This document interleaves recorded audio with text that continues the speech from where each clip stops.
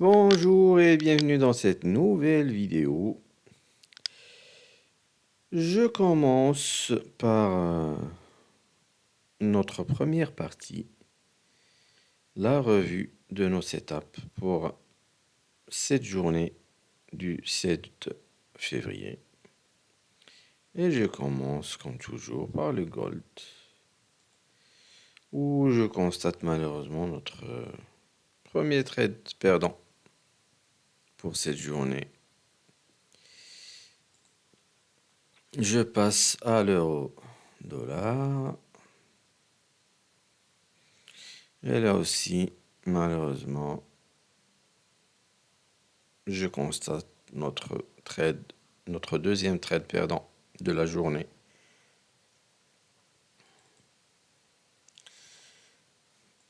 Ça ne s'annonce pas bien vraiment.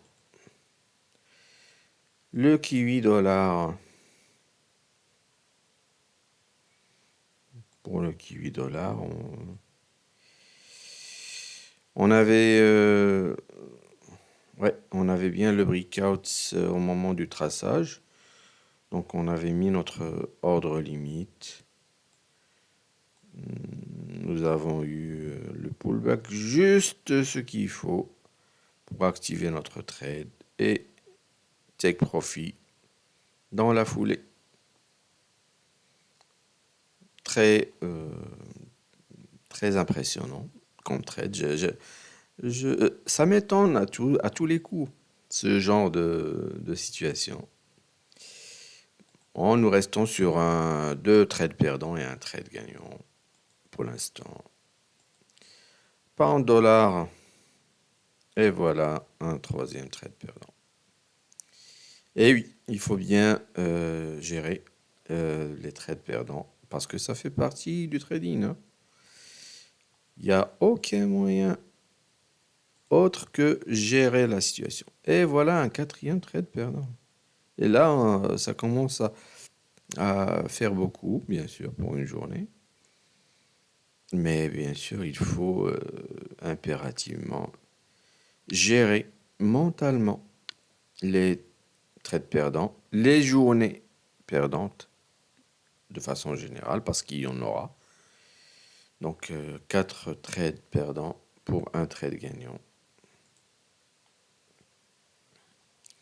C'est pas évident, effectivement.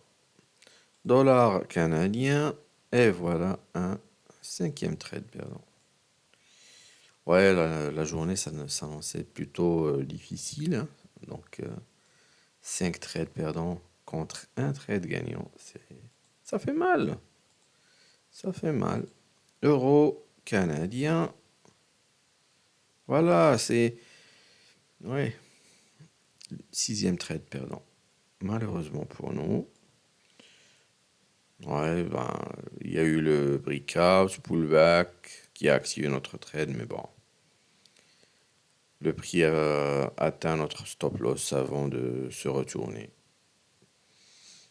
Malheureusement pour nous. Donc, sixième trade perdant. Euro, pound, pas de trade. Le prix est resté confiné entre support et résistance. Dollar, franc suisse. Eh bien, entre trade perdant et trade frustrant, clairement, c'est notre journée la plus mauvaise. Donc, il n'y a pas eu de breakout sur cette bougie. Le breakout sur celle-là, bon, vu l'amplitude, déjà, je peux vous dire qu'il n'y aura pas de setup. Il n'y aurait pas eu de setup pour le dollar franc suisse. Dollar JPY. Et voilà encore que de la frustration pour cette journée. Breakout, mais pas de pullback. Pound JPY. Et ça continue. Breakout, pas de pullback. Euro JPY. Comme quoi, il n'y a pas de 103. Breakout, mais pas de pullback. Kiwi, JPY. Et voilà notre 7e trade perdant. Ouais. Et enfin, Canadien JPY. Enfin. On avait déjà, je pense, le breakout. Donc oui, on avait bien le breakout au moment du traçage. Nous avons mis notre ordre limite de vente. Il y a eu bien le pullback qui a activé notre trade et le take profit qui a été atteint. Un deuxième trade gagnant. Ça nous fait moins 7% et plus 4% pour cette journée. Ça nous fait moins 3%. Il faut savoir gérer la frustration et les trades perdants. Ça fait partie du trading, ça fait partie du jeu. Je passe à la deuxième partie de notre vidéo avec les setups pour la journée de demain, le 8 février. Je commence par le gold. Donc, notre stratégie, comme toujours, nous traçons nos supports et résistances sur le time frame de 15 minutes. Et nous nous mettons sur 4 heures pour guetter le breakout avec la clôture d'une bougie de 4 heures, soit au-dessus, soit au-dessous. Donc, pour le gold, nous attendrons de voir ce breakout pour demain. Pour l'euro-dollar, nous attendrons également le breakout pour demain. Pour le kiwi USD, également, sans surprise bien sûr, nous attendrons le breakout pour demain. Le pound dollar, également, nous verrons comment ça va évoluer demain. Le néo-zélandais dollar. La même chose, nous attendrons de voir demain.